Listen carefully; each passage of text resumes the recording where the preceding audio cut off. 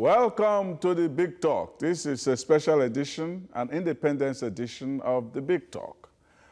I have with me a special guest, General Alabi Isama, who, well known to Nigerians, was the chief of staff of the late General Adekunle, who headed the 3rd Marine Commando. And recently, General Isama wrote a book, The Tragedy of Victory, in which he related his own account, the memoirs, of that all-important civil war, an important event in Nigerian history. So I'm happy to welcome General Alabi Isama to a platform. Thank you. It's good to see you. We are talking independence, and you have been part of Nigeria's story, especially in the turbulent times. What would you say Nigeria has made of itself these past 57 years? Well, first of all, happy independence to all of you, and I am back home. 57 years is a long time. We really have not achieved much. We used to have one tiny winning road on Ikorodu Road. Now it's 8 lanes. The road to Ibadan now being dualized and all that. We had at Independence one university there in Ibadan. Now we have about 135 universities. Even though their standards are not what we expect it to be, but it can be lower than what it is now, so it's bound to continue to improve. We also have... Are you sure of that? Oh, it will continue to improve, definitely. That's not, they've been dropping. We have been dropping in the world university rankings. Really? We're not even in the rankings. I agree with you, but definitely by the time you finish what you're doing now in the country, everybody talking about restructuring and so on, you probably get there. But in the meantime, all right, television stations. In those days, we had only one NTA, plus WNTV, which became NTA as well. Now you have over 100 television stations, which were licensed in those days, which were liberalized by Abacha regime. But I think I want to make a point here that the military really bastardized the country within these 57 years. Your colleagues? I am one of them. The first coup, led by the Igbo group, okay, that failed. And then that was January. But there was Yoruba among them. That's only one now, led by, I said led by the Igbo group. Yeah, led by Kaduna and Zogu. And that failed. Okay. Then the second coup, again, which was July 1966, was successful. That was a counter coup, again led by group from the north. Muritala Muhammad, and General Gawan became the head of state of the country. Of course, with Ojukwu on the side, because you see, the point at the time was the fact that things were not going well the way the East thought it should go.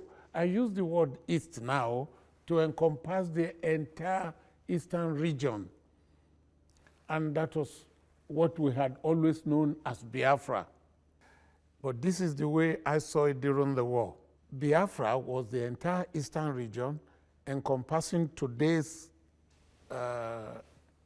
East, the Igbo group, the Calabar of the Southeast, the Akwa Ibom, the rivers, and the Niger Delta area. They were part of it. It got to a stage where the quarrel, we need to read Efion's book. He explained what happened. All the commanders of the military in the entire area were Igbo people. You mean Biafra? In Biafra. And they didn't want that. They wanted their own people also recruited Ojukwu did not recruit them. This was well written in a book by Effiong and a governor of Imo State at the time. Yes. Udenwa wrote a book about it. Udenwa wrote a very good book on this story. Yes. You know, and they did not recruit them, but when we got there as Marine Commando, of course, I won't travel all the way from Lagos to come and liberate your people, and you are now drinking and dancing. So we had to recruit them. And of course, they knew the way, they knew everywhere. You see, so when you recruited them, were they willing recruits? Oh, of course, because the food was with the military. If nothing else, even if they were not willing, the food was with the military. Even the Biafran soldiers that were captured, we didn't have prisoner of war camp. We recruited them back into 3 Marine Commando, and they were very happy. And they led us to their people, and they fought against Biafra. You see? Now, within these 57 years, there's been a lot of bloodshed. And you still have it abroad. I mean, when we read newspapers or listen to news on Nigeria, it's as if you're still fighting. There is fighting with the Boko Haram, there is fighting with the South-South, there is kidnapping in the West, there is Biafra agitation in the East. It is as if you're fighting all over again. Perpetual turmoil. And there is every day somebody must die. And that again beats us because we were wondering, how will you be fighting Boko Haram for 7 years out of these 57? So the whole problem is because we have no aim and no vision all along.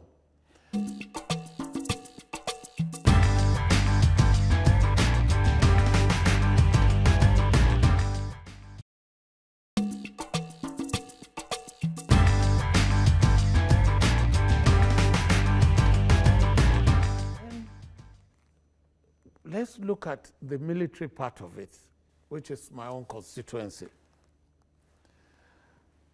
The second coup was by somebody from the north. You people always believe that everybody from the north is Hausa. That's not true. Muritala's father was said to have come from Auchi. Auchi, yes. But he grew up in Kano. Gawan, that became head of state, is an Angar man. Angar, yeah. Okay? He is not an Hausa person. No. It's not an Hausa person. All right? Then the next coup after that, which was Muritala's coup, even Obasanjo that took over when Muritala died, was more of a northern candidate than a Yoruba candidate.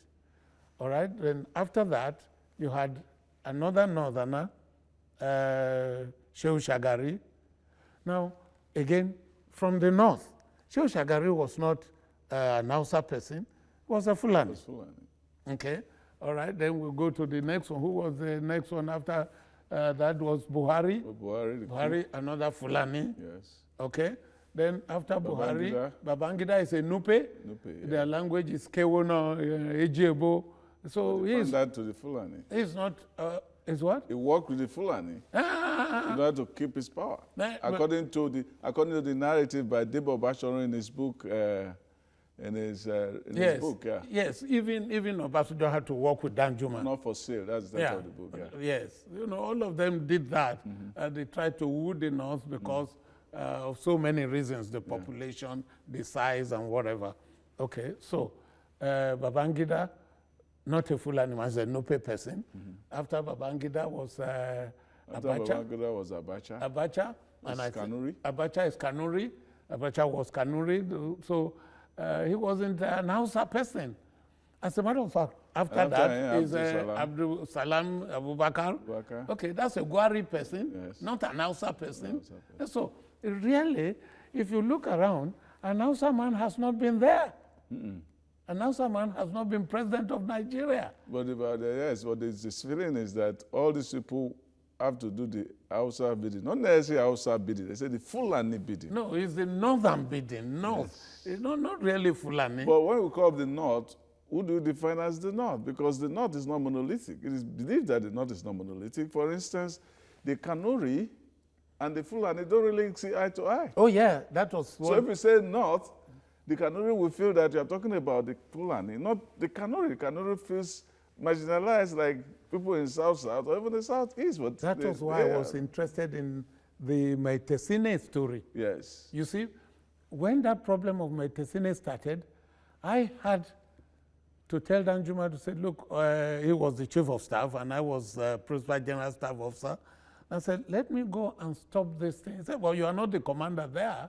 I said, yes, but it's really better to nip evil in the bud than to confront evil. He said, all right, you go for 30 days. In 15 days, it was all over. And the way, because these people were Nigerians, and when you ask, hey, what's your pain? Why are you doing this to your own people? They will say, oh, the Hausa people and the Fulani, they want to defeat us. We won't let them defeat us. But that's not the point. The people you are killing are your own people. Exactly. And by the time I put one in charge of the other and all that, within 15 days, it was all over. But I left the military in 57, and so they reared their head again in 78. I left in 77, they reared their head in 78, and Buhari then took over their operation as commander of that division in Jos area. But the problem of Nigeria is this killing, and why did I give you this genesis of the Hausas? Like they say in Latin, cui bono, who benefited? They share the oil. He won't share to Yoruba or Igbo, they share to the Hausas, that's the north. And that's why I'm trying as much as possible not to use the word Hausa to describe the north. Yeah, the point is also being made, the mistake is being made that the Hausas are the ones with the power, but it's not the Hausas. Because all of this is traced to the jihad of 1804, which was started by Uthman Danfodio, a Fulani. So they said that the real power was in the minority. Okay. In minority who took over the north, the caliphate. That's why we must have history. That was the hands of the Fulani, who were the minority, but they were the one who held power. Yes. At that time. They are the ones who continue to control the levers of power. That, I agree with you. That is why we must have history in the country. Lessons are learned from history. What you are saying now, as correct as it is, many people don't know about it. Once we have history book, and history is taught in the schools, many things will be unraveled. Of course. Now, that is why you can see what we're talking about, they will say, no, all of them are Hausas. Hausas have never been president of this country. And now, how will you know? That's why some people say Hausa Fulani, because the Fulani use the majority of the Hausas as levers to do what they want. Yes, but then the Hausas have never been. They have never been, so they use them. They use the Hausas. But they use them, okay. And this is also the story about Ojukwu, how the Igbos used Ojukwu for the Civil War. At the end of the Civil War, they didn't let him even win the presidency. They didn't even let him win a Senate. Can you imagine if Ojukwu had his own personal ambition too, as you say. If he contested as a senator. No, he had his own ambition before that. I mean, when he became head of Biafra, that's right. Before that, he wanted to be Supreme Commander, and he said Gowon should not be Supreme Commander. That's right. So as much as he wanted Biafra, some people believe that his interest in Biafra was a frustration, as a result of a frustration, that he could not take over the Supreme Commander position from Yakubu Gowon. You see, this so he had his own personal stake other than the general stake. I agree with you. This is the problem I have with Igbo group. Igbo as a group. Ojukwu, why did he cross the river? Why did he cross the Niger? Why didn't he go to the Benue and have Biafra? And when Biafra is solid, then you can move out. Biafra was not solid. Then you move out, and they kept on saying that Awolowo said if the East will secede, East had not seceded. But even no, the East had seceded. No, if Nigeria allowed them to secede, go. Yes. To go was the word. And he had a meeting. Gowon had a meeting with, according to Soyinka, it's in his book, You Must Set Forth at Dawn. He had a meeting. He said he had a meeting with Awolowo, in which Awolowo was able to tell them the story. Yes. That the meeting he had, I think, was in Benin, between Awolowo and a group. They're trying to broker peace with Ojukwu. Okay.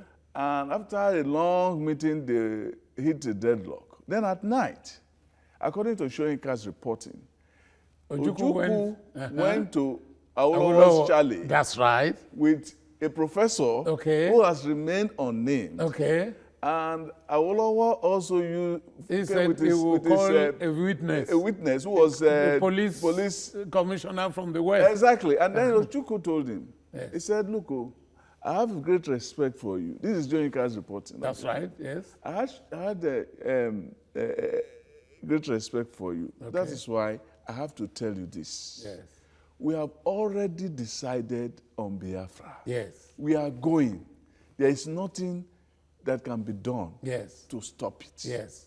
Then Ojukwu tried to extract a pledge from Ojukwu that, well, do me a favor. Do me a favor. That's right. When the date you are about to do it, please let me know. It would be naive of Ojukwu to have gone to the Awolowo and said, tomorrow we are going to declare. No, but he said, but he did not. Awati law. Awati law. He said in Yoruba. He said in Yoruba, Awati law. Awati law. Awati law. Yes. And Soyinka said he met the professor, who he still didn't name, in the US, and he confirmed everything that Awolowo told him. Okay. And he asked, Soyinka said he asked Awolowo, why did he extract that pledge? He said he wouldn't tell Soyinka, and that the police commissioner was not going to tell Soyinka the reason either why he wanted that pledge from him. Okay. But clearly, at that time, there was nothing the West could have done. Even they wanted to do anything because they were already surrounded. Because the northern troops were there. Already there, they were surrounded. But then you see what happened thereafter was that when they crossed Asaba Bridge, when Biafran crossed Asaba Bridge, now the troops, the northern troops that were in the west, were the ones sent to Ore. And then they had left the west at that time. So you see, the story is so simple, but everybody, because there's this problem with history lessons in the school and curriculum, people now tell their own side of the story. And we're not doing enough research. There's still more facts to learn about that period. Right, that's right. Up to today, people are still doing research on the American Civil War. But in our own case, you see, what our leaders then, of course, the leaders, they said, oh, we don't want to remember the Civil War. You don't want to remember the Civil War, but... And that one is telling you in the face. And here you are, you wrote a book. Yes. After writing a book, they said there was no vanquish, no victor, and all that. But then, abandoned property in Port Harcourt. Yes. Was that a federal government idea? It was not a federal government idea.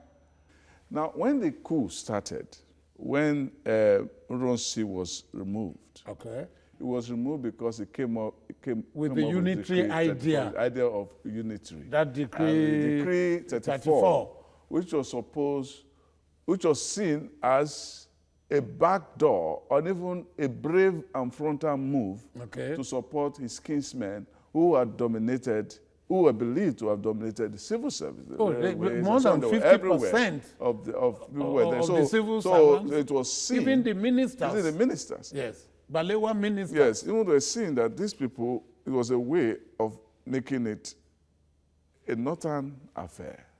So it was removed. But when it was removed, the military took over. It was going to be made an eastern affair. Yes. It was going to make an eastern affair. Yes. Yes. So eventually, he was killed. He was killed. He was killed. That's why I wrote in my book, why did we kill him? If we knew we were going to do unitary system. So since then we had unitary system. So what offense did Nronsi commit? That's why my book is titled The Tragedy of Victory.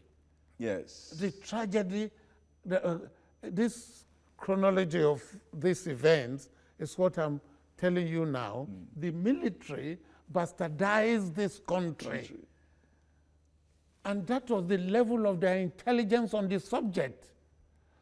What they had IQ, but they didn't have what is called EQ, emotional intelligence.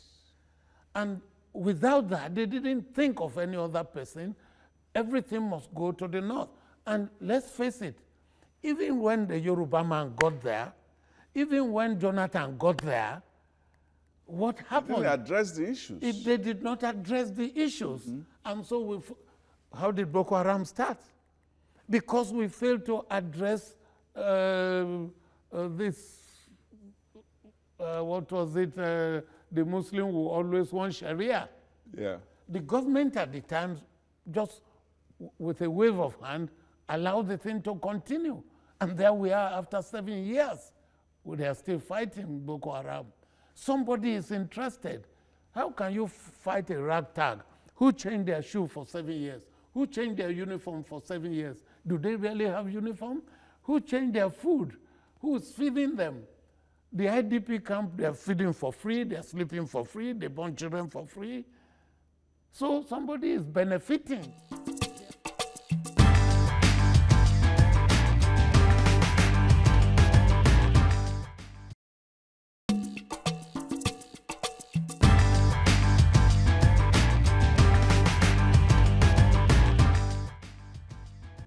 The ammunition used by Boko Haram, who is supplying that?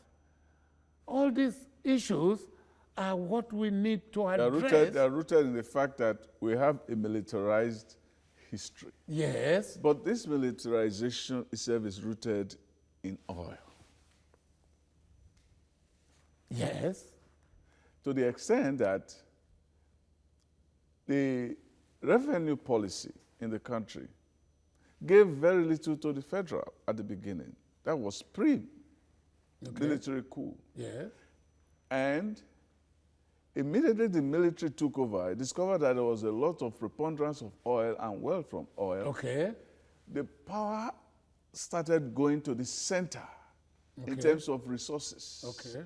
And so the state started having little. That is the root of our having 50-something% in the center, and then the states sharing less than 45. You see, Sam, the point you're raising now, we will end up for you to see why some of the officers resigned from the army. I resigned from the army. Akinade resigned from the army. It was always this argument. Why will you do it this way and not this way? For instance, the issue of oil. We had the pyramids of granules and the cotton, we had the cocoa, we had palm oil in the east, and all that. Now, why will you then say that the oil, the money coming from oil, should now be distributed that way? It's like giving you fish.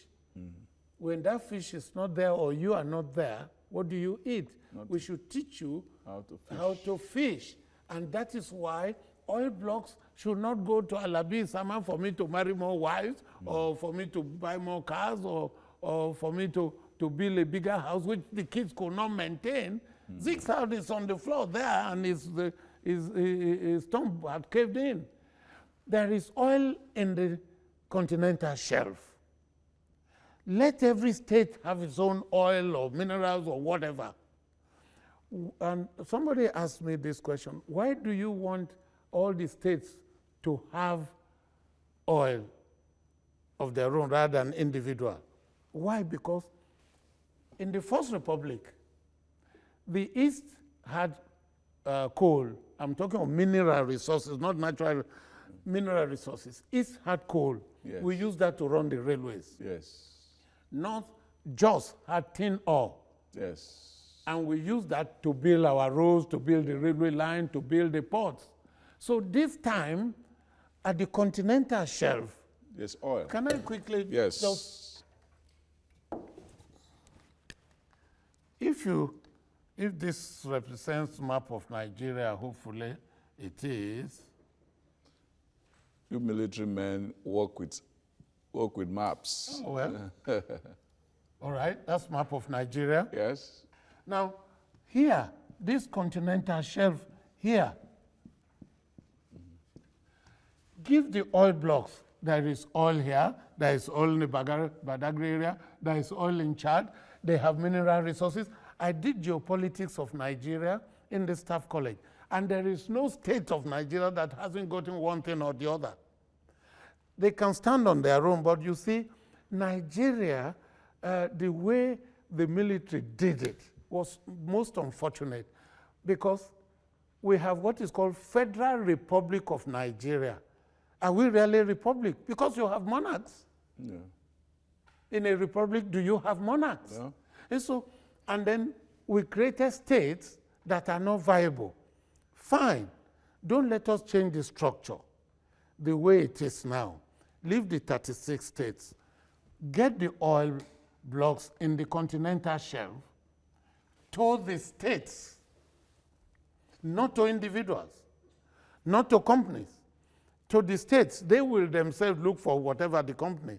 But instead of me having so much money that I don't know what to do with it, the states will be able to pay salary.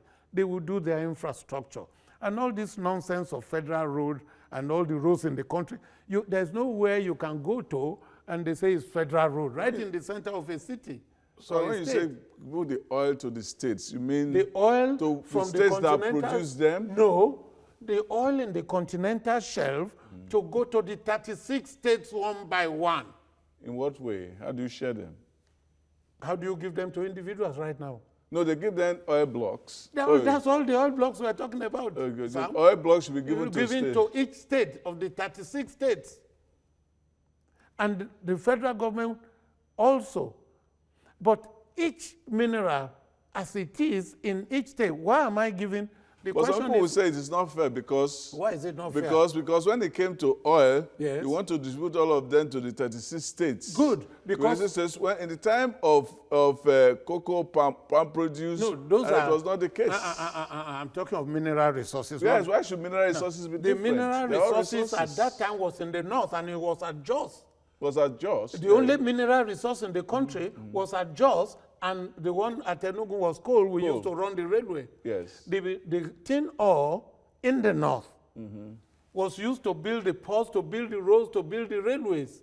So we had used that money also to build Nigeria. For everybody. So now that we have oil, let every oil block remain with the state as the oil block, and divide the one in the continental shelf to the 36 states all over again. That is the point that I am making. And the reason is because we had used the money from the north, we had used the money from the east. Look, the West was the best at the time.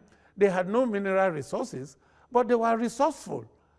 And that in any country, what makes the country a good country, a successful country, it's not because of its mineral resources, it's because they are resources. It's intellectual resources. But that's all, it's the intellectual resources. Like the greatest importer of and producer of chocolates is Switzerland. Right? Look at all our factories. They have all collapsed. Leland collapsed in Ibadan. Esther collapsed in Bauchi. Nitel collapsed. There's so many of them. So many of them. Rubber, shipping line. The rubber, what do you call it? Dunlop. Dunlop collapsed. Leonard Shoe. Yes. Shipping line. Nigerian Airways. The elders, even the 1978 Operation Feed the Nation, which I call Operation Fool the Nation, because everybody went and got land. I also got land. You did? Everybody went and got land. But you see, nobody sat down to say, what's the vision? That's the point. There was no aim, there was no vision. You just said, go and farm, that's it. Until you see a millionaire farmer.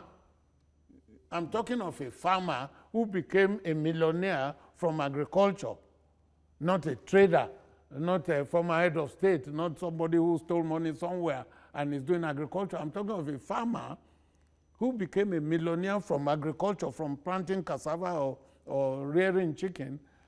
Agriculture will not grow. And that is what the country needs to do. That's what one of the things going on now is that the Buhari administration is focusing a lot on agriculture and so on, but we want to know what the vision going forward. How do you integrate that to jobs, to factories, to industries, and so on? We're still waiting for that. You see, let me move quickly from, because agriculture, that to me needs to be looked into. It's not just planting cassava, your fertilizer, your tractors, your inputs, all the chemicals. That's agriculture. Which one are we making out of it?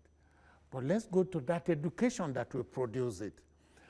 The British had education policy that all their slaves, I'm talking of policy now, all their slaves and colonies and so on will speak English. I'm speaking to you in English. Our generation will continue to speak in English. Boko Haram guys came out, they left them somewhere in Kaduna, we were told. Why? Because you want them to speak in English. Yeah. Why would they speak English? Saddam sent over 500 women around Iraq, Iran, Afghanistan, Pakistan to go and learn how to make Persian carpets. They came back and made beautiful Persian carpets. Where are they? Everything collapsed, all in the name of oil that went to individual pockets. And when you talk about education, what is our education policy since independence? Is it to speak English? I'm speaking to you in English. Is it for trading? Is it for business? Is it technical? The British did not put technical school here. They put grammar schools. King's College had a party for their 108 years of establishment, and CMS Grammar School as well, all of them, they were grammar schools. Mm-hmm. There were no technical schools. Mm-hmm. That's why we cannot make to speak. Now, therefore, what is our own education policy? Since independence, do we have any? That's why somebody woke up and said we should be speaking Arabic, or we should have Arabic school, or religious schools. So when Ekwesili was there, he probably should have said Ekwesili. Ezekwesili. Okay, madam, sorry. Maybe she would have just said, okay, everybody should read the Bible. That is not how we will rule the country unless it's your father's land. Yeah. No. So you can see what went wrong that you need to restructure. And the idea of our problem in the country is corruption. Your problem is not corruption. What is the problem? You see, you don't worry too much about where you fell, but where you slipped. If the brake of your car fails, you don't go repairing the brake. You repair the cause. It could be an oil leak somewhere. If you repair the cause of the brake failure, then you repair the brake. So what's the root of corruption? The root of corruption is the system, because, you see, in the West, you have this socialist idea. In the East, you have capitalist idea. No. In the North. No, in the West, capitalist. In the East, socialist. I thought it's the other, because I will all giving free this to read. Nigeria. In Nigeria. In Nigeria now. The world. Okay. Which one you did? I use the word the West. Okay. All right. Yes. So in the North, socialist, welfare, baby welfare. Yeah. Fabian. In the North, it's a feudal system. Mm-hmm. The feudal system is where we share the money. That's why you send people to Hajj or to Jerusalem with government money. You select those that must succeed. You mean those ones will see God before me? And they're joking. Now, that is why, again, a former president said he wanted to make 50 billionaires, but he was only able to make 25 billionaires. Out of 170 million, how many did you get out of poverty? So the corruption you have is maybe made the wrong billionaire, because in the U.S., you make a billionaire, the billionaire will be a sort of industrialist who will employ a lot of people, who will introduce new ideas to the economy, who will add wealth.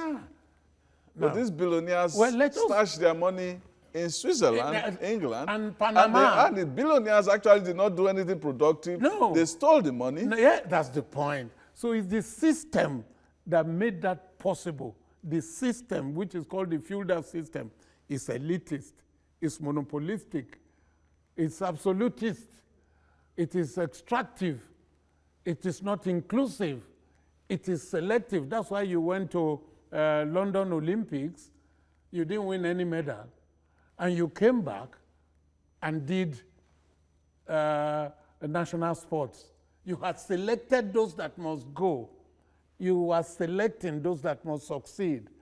There was one debate once about corruption. I think Shoyinka was there, former Governor Fashola was there, and there was this debating going on. And I think Fashola was saying then that the problem was not corruption, but it was the culture. Yeah, for instance, if you were in the police or a teacher and you were there for 20 years and you came back with your old Volkswagen, they said, look at that man. He was there for 20 years.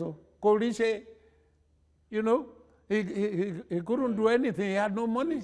All right. And if that person stole money, bloody failure. It's a failure. Look at what the others have done. That reminds me of a story. There was this story about, somebody told me about the East, that the person, I think a lecturer in one of the universities here, and he had a friend who was Yoruba. And the Yoruba guy wanted to follow him to the East to see how they celebrated December, January in the East. Okay, yes. And this guy, this Igbo man told him, well, I've not been in the East for a long time, and I don't usually go. But since you are insistent, you can go with me. So he drove all the way east. And when he got there, the father welcomed him, you know, half-heartedly, and then told him, what are you doing here? What have you brought? Have you brought disgrace for me again? You come with nothing? Can't you see that road outside there? It was done by that person's son. Can't you see that street light was done by the other person's son?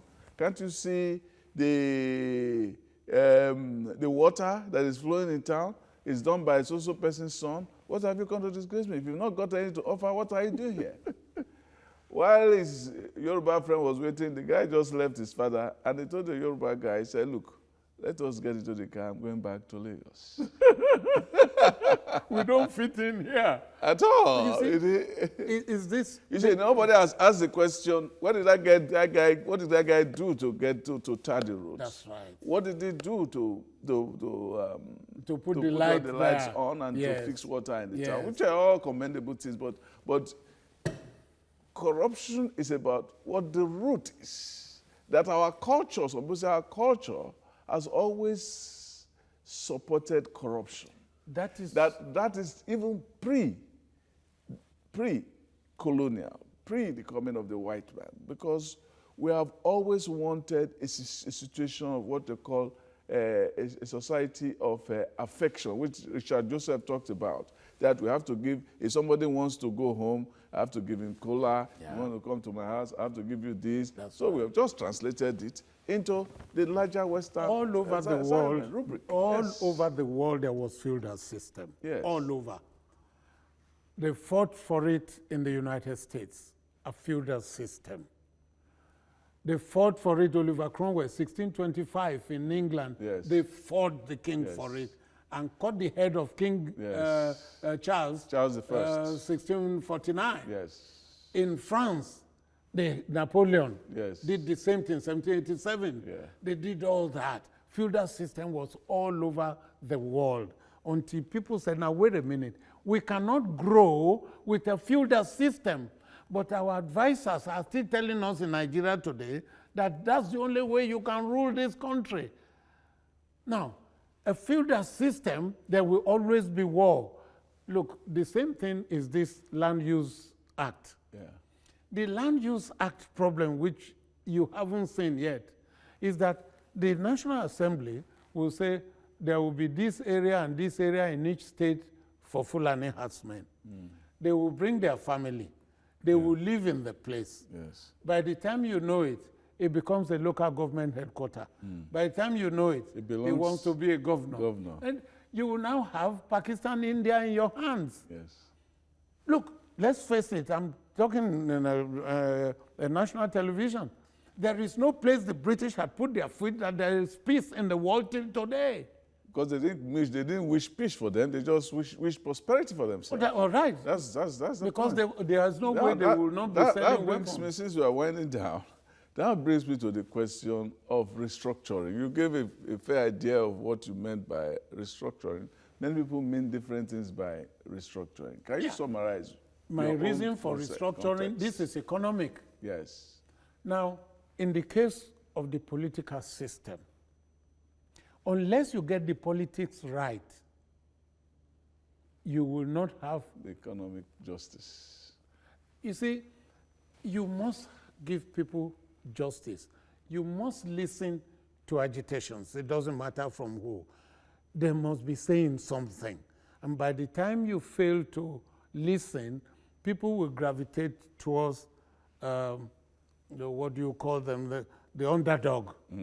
Now, restructuring, the education, we've spoken about restructuring the education. We were spoken about restructuring the economy. The Constitution, which we're running now, was given to us by the army, and we said, we the people. Giving oil block to individuals, is that we the people? That is not so. It's our education, we the people. See how Awolowo got the Yorubas out of poverty. In those days, the Yorubas used to have twins and they would be beggars. Once you have twins, you will be a beggar and you're going around. Yeah, but they said that it was a culture. But I've not seen a rich man who had twins who went to beg. But see what Awolowo did. Yeah. There is a free school. If you don't go to school, arrest your parents. Yes. And they went to school. Yes. Now, if today you want to get people out of poverty, send the children of these beggars, for instance, using that, to school. In the north, all these billionaires with oil block, put schools in the place, primary, secondary. There is already university everywhere. Each state has one now. But they are climbing the ladder from the top. That's why they are falling. Yes.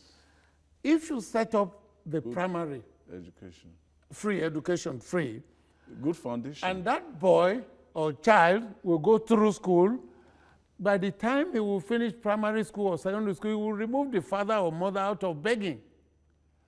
The number of beggars in the country today in any village, name it, more than 50% are from the north. Yes. And the money is in the north. Yes. And the same thing you will see. That's a feudal system. It's a feudal system. And when all the truck pushers in Lagos, everywhere, in every village, more than 50% of truck pushers are from the north. You marry a girl at 13 or 15, and by the time the old man is dead, this girl is just about 30.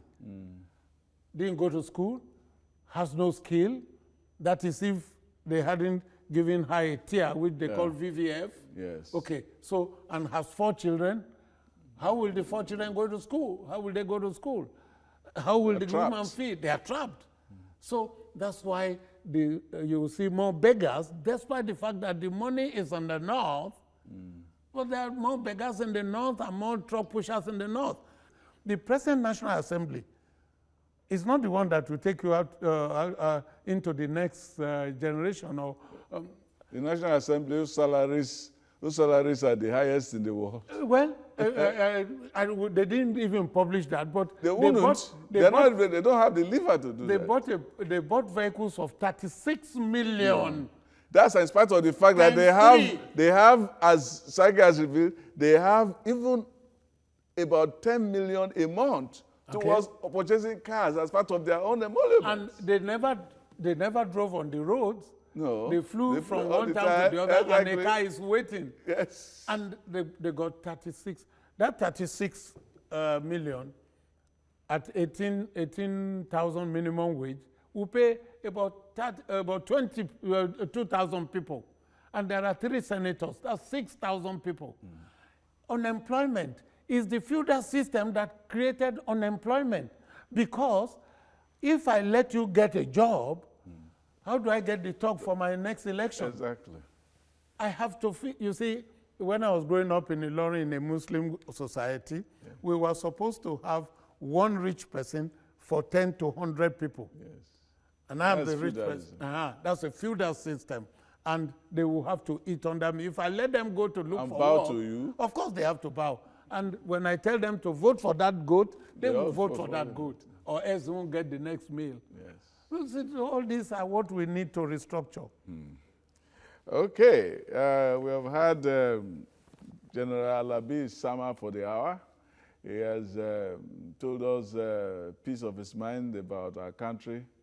And thank you very much, General. And I think we'll invite you again before long as the country continues to take care of its challenges. Thank you, sir. Happy independence to everybody. Thank you. And Same to you too. Thank you. That is the program this week. Thank you for being part of us. And until next week, be good.